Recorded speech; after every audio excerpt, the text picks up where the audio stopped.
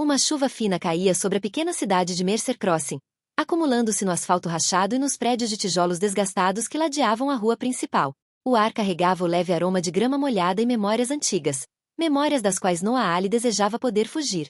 Mas fugir era a única coisa que ele não fazia mais. Não desde o escândalo. Não desde que o mundo lhe virou as costas e ele, por um tempo, virou as costas para si mesmo. Noah caminhava com as mãos enfiadas nos bolsos de um moletom desbotado, os ombros curvados, tentando se tornar invisível. A cidade não era hostil, não exatamente. As pessoas não cuspiam em sua direção nem cochichavam alto sobre o que ele havia feito. Não precisavam. O silêncio delas era suficiente. Seus olhos carregavam os resquícios de jornais, manchetes, fofocas, tudo o que pensavam saber sobre ele. Ele fora o orgulho da Mercer High, um astro do atletismo destinado a campeonatos nacionais. Seu nome estava gravado em placas no corredor da escola. Ele fora rápido, forte e estúpido. Um único erro. Essa era a história que contava a si mesmo, embora, no fundo, soubesse que havia sido mais de um e que a decadência começara muito antes de o mundo sequer perceber. A acusação de doping reduziu tudo a cinzas. Sua bolsa de estudos foi revogada, suas medalhas foram retiradas, seu treinador se recusava a atender suas ligações, seus amigos sumiram como pássaros assustados. E o pior era que as evidências eram reais. Noah estava desesperado, apavorado com a possibilidade de perder, apavorado com a possibilidade de decepcionar a todos, apavorado com a possibilidade de não ser suficiente. Ele não trapaceou por arrogância. Ele trapaceou por medo. 2 anos depois, o medo ainda o acompanhava como uma segunda pele. Ele havia retornado a Mercer Crossing porque era o único lugar onde ainda se lembrava dos nomes das ruas. Seus pais haviam se mudado para um condomínio para aposentados no Arizona, deixando-lhe o pequeno apartamento acima da loja de ferragens de seu falecido avô. Ele não tinha mais nada a perder e tudo para tentar reconstruir. Ele parou em frente à loja de ferragens, encarando a porta trancada e a placa piscante de aluga-se colada na janela. Ele poderia reabrir o lugar, talvez. Mas isso lhe pareceu desistir de algo que ele ainda não havia admitido ter perdido. A esperança. Uma voz ecoou pela chuva. Noé. Ele se virou. A senhora Barré, sua antiga professora de inglês do ensino médio, estava debaixo de um grande guarda-chuva preto, com os cabelos grisalhos presos em um coque frouxo. Ela olhou como quem olha para um vidro quebrado, com cautela, compaixão, sem saber se deveria tocá-lo. Você voltou, disse ela, aproximando-se. Eu não tinha certeza se os rumores eram verdadeiros. Sim, murmurou ele. Só por um tempo. Seu olhar suavizou-se. A equipe de atletismo da escola precisa de alguém como você. Não para competir, é claro, mas para ajudar. O técnico Daniel se aposentou na primavera passada. Eles estão precisando de ajuda. Ele quase riu. Depois de tudo, eu não sou exatamente o tipo de pessoa que você gostaria que desse conselhos. Você não precisa ser perfeito para ajudar alguém, ela respondeu. Às vezes, aqueles que estão fragilizados entendem o caminho melhor do que ninguém. Ele engoliu em seco. Vai ter uma competição daqui a 2 semanas, continuou ela. Você devia aparecer no treino amanhã. Só para assistir. Sem pressão. Ele assentiu com a cabeça porque não sabia como dizer não a alguém que um dia acreditou nele sem pedir nada em troca. A senhora Barré sorriu gentilmente e seguiu em direção à chuva. Noah ficou parado, imóvel, por um longo momento, imaginando se ela tinha ideia de que tipo de fantasmas havia despertado. Na tarde seguinte, ele se viu caminhando em direção a Mercer High como um homem se aproximando das ruínas de uma vida antiga. A escola parecia a mesma, a tinta branca descascando, as arquibancadas cedendo, a cerca de arame farpada ao redor da pista de atletismo, mas Noah sentia como se tivesse encolhido. Como se o mundo ali tivesse continuado girando enquanto ele permanecia congelado no lugar. Ele ficou perto da cerca, observando as crianças se aquecerem. Eram altas, desajeitadas, cheias de energia. Tudo o que ele costumava ser, antes que a ambição e a insegurança o consumissem por dentro. Um garoto alto se separou do grupo, correndo sozinho com passadas irregulares. Seus braços se moviam muito para cima. Seus passos batiam com força no chão. Sua respiração era ofegante e descontrolada, como se a própria corrida o assustasse. Noah reconheceu esse tipo de medo. O medo de falhar antes mesmo de começar. Ei, disse ele baixinho, passando pelo portão aberto. O garoto parou bruscamente, assustado. Eu não estava fazendo nada de errado, disse o treinador Miller. Eu não sou treinador, Noah interrompeu gentilmente. Só notei que seus ombros ficam tensos quando você corre. O menino franziu a testa. Eu não consigo evitar. Posso te mostrar uma coisa? O menino hesitou, depois assentiu com a cabeça. Tente isso, disse Noah, aproximando-se dele. Não corra ainda. Apenas fique de pé, ereto. Solte os dedos. Abaixe os ombros. Olhe para a pista, como se estivesse cumprimentando um velho amigo. O menino fez o que lhe foi dito. Agora, continuou Noah, inspire como se estivesse enchendo todo o seu peito. Não pela corrida. Por você mesmo.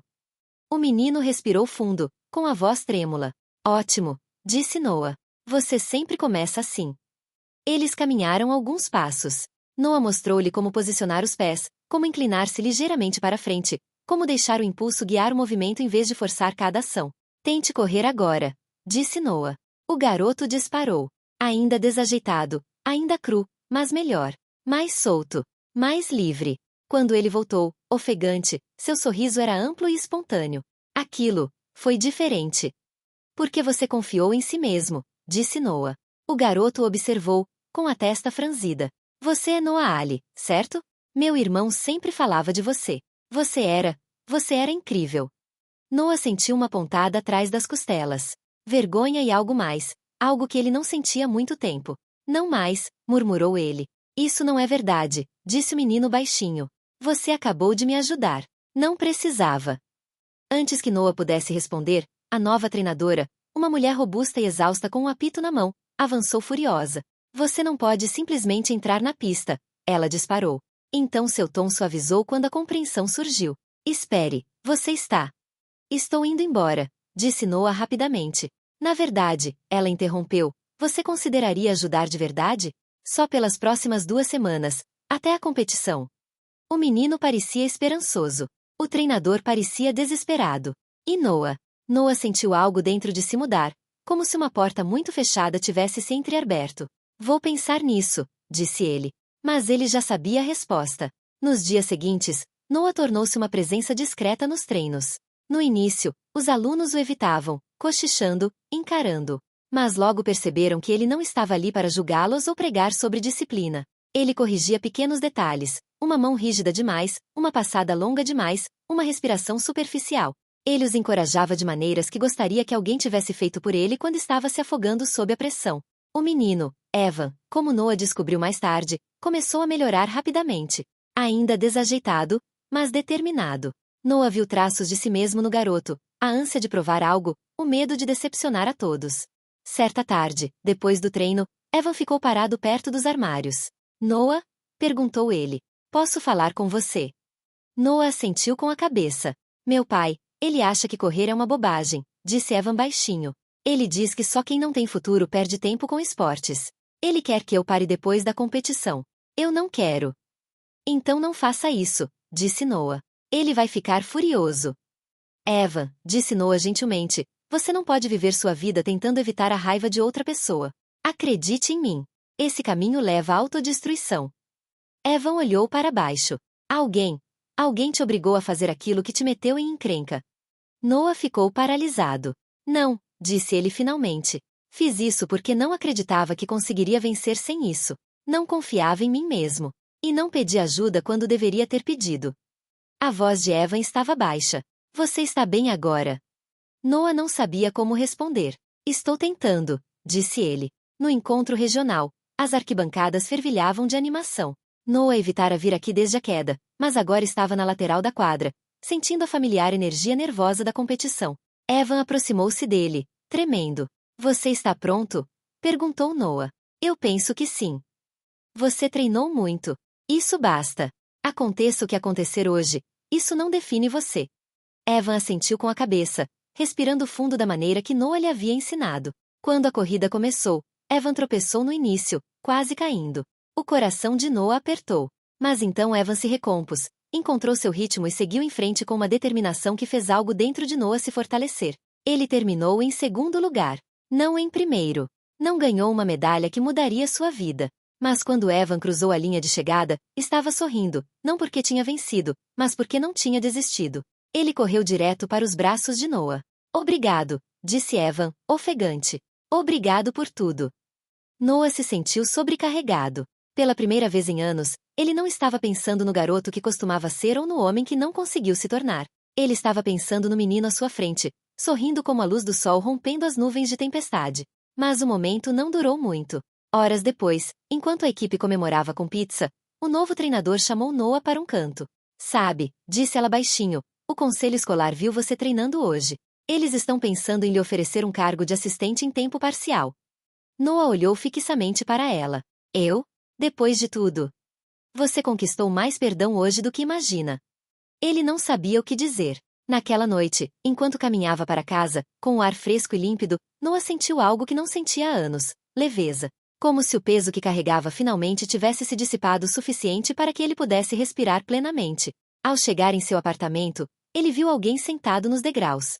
Seu antigo treinador. O olhar do treinador Rainer era severo, mas com um toque de suavidade nos cantos, como se carregasse arrependimentos não expressos. Já faz muito tempo, disse o treinador.